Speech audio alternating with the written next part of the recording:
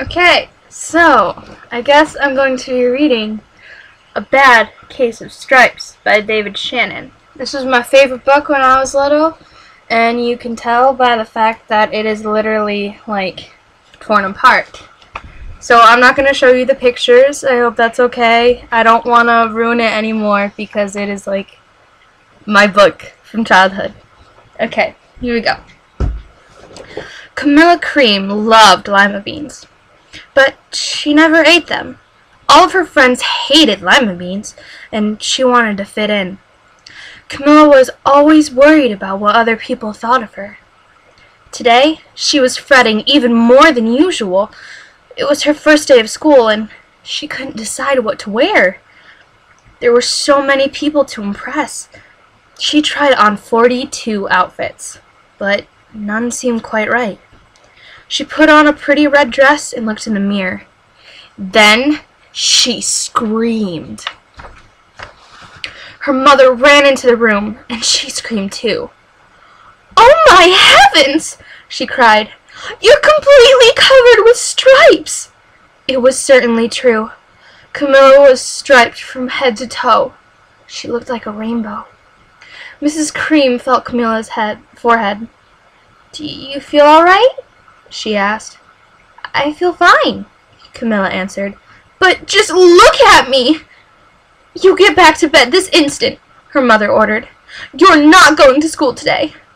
Camilla was relieved. She didn't want to miss her first day of school, but she was afraid of what other kids would say. And she had no idea what to wear with those crazy stripes. That afternoon, Dr. Bumble came to examine Camilla. "Most extraordinary!" he exclaimed.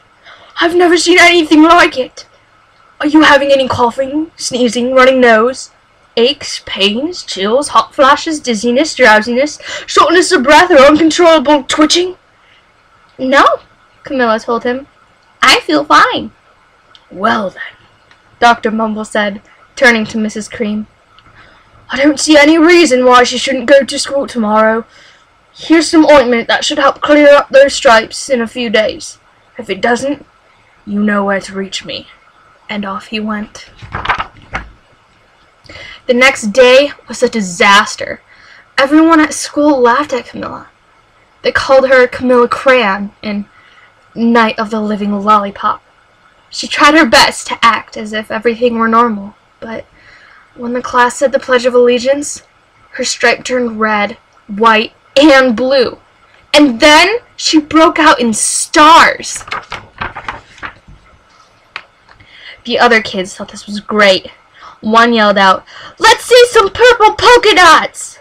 And sure enough, Camilla turned all purple polka dotty. Someone else shouted, "Checkerboard!" And a pattern of squares covered her skin. Soon, everyone was calling out different shapes and colors, and poor Camilla was changing faster than you could change channels on a TV. That night, Mr. Harms, the school principal, called. "I'm sorry, Mrs. Cream," he said. "I'm going to have to ask you to keep Camilla home from school. She's just too much of a distraction, and I've been getting calls from the other parents. They're afraid those stripes may be contagious." Camilla was so embarrassed. She couldn't believe that 2 days ago everyone liked her, and now nobody wanted to be in the same room as her. Her father tried to make her feel better. "Is there anything I can get you, sweetheart?" he asked. "No, thank you," sighed Camilla.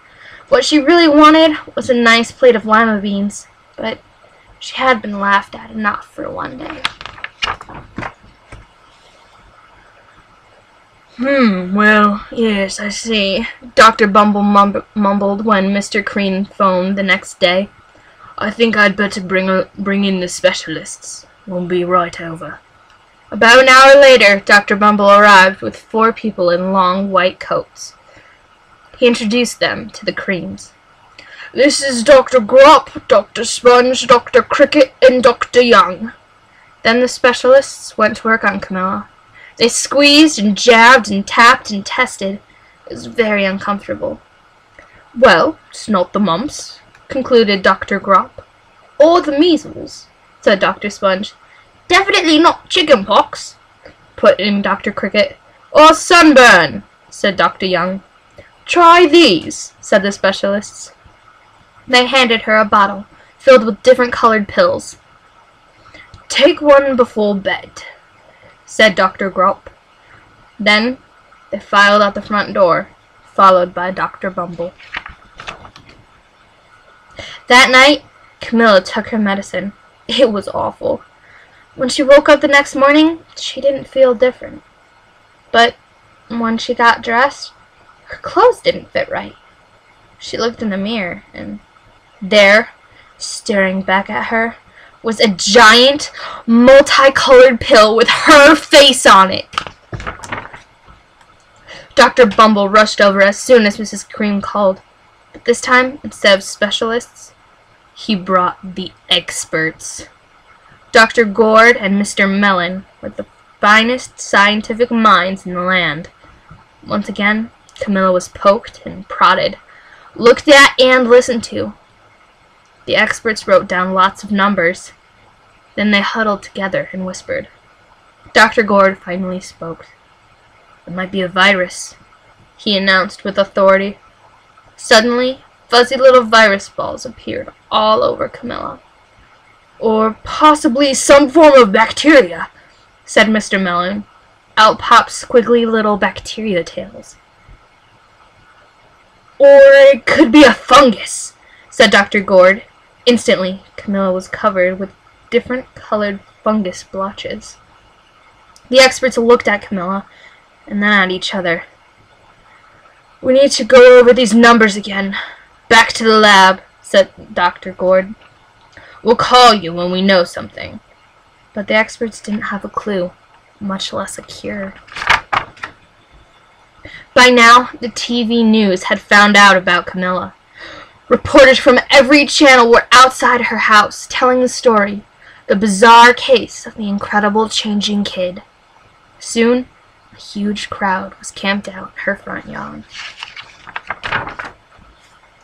The Creams were swamped with all kinds of remedies from psychologists, allergists, herbalists, nutritionists, psychics, an old medicine man, a guru, and even a veterinarian.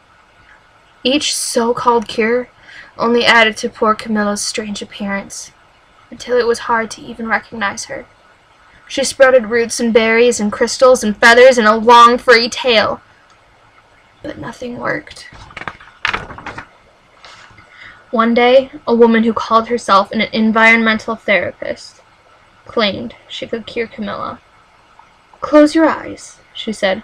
Breathe deeply and become one with your room. I wish you hadn't said that, Camilla groaned. Slowly, she started to melt into the walls of her room. Her bed became her mouth, her nose was a dresser, and 2 paintings were her eyes. The therapist screamed and ran from the house. What are we going to do? Cried Mrs. Cream. It just keeps getting worse and worse. She began to sob. At that moment, Mr. Cream heard a quiet little knock on the front door. He opened it, and there stood an old woman who was just as plump and sweet as a strawberry. Excuse me, she said brightly, but I think I can help. She went into Camilla's room and looked around. My goodness, she said with a shake of her head. What we have here is a bad case of stripes, one of the worst I've ever seen. She pulled a container of small green beans from her bag. Here, she said, these might do the trick.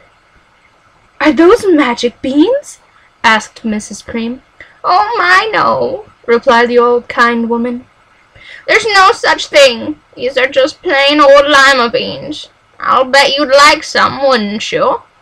She asked Camilla. Camilla wanted a big, heaping plate full of lima beans, more than just about anything, but she was still afraid to admit it. Yuck, she said. No one likes lima beans, especially me. Oh dear, the woman said sadly. I guess I was wrong about you. She put the beans back in her bag and started towards the door. Camilla watched the old woman walk away. Those beans would taste so good, and being laughed at for eating them was nothing compared to what she'd been going through. She finally couldn't stand it. "Wait!" she cried. "The truth is, I really love lima beans." "I thought so," the old woman said with a smile. She took a handful of beans and popped them into Camilla's mouth. "Mmm," said Camilla. Suddenly, the branches, feathers, and squiggly tails began to disappear. Then the whole room swirled around. When it stopped, there stood Camilla, and everything was back to normal. "I'm cured!" she shouted. "Yes," said the old woman. "I knew the real you was in there somewhere." She patted Camilla on the head. Then she went outside and vanished into the crowd. Afterward, Camilla wasn't quite the same. Some of the kids at school said she was weird, but she didn't care a bit. She ate all the lima beans she wanted, and she never had even a touch of stripes ever again. The end. That is my favorite book. I hope you enjoyed it. I kind of suck at reading, so I hope I didn't butcher it. But, yeah.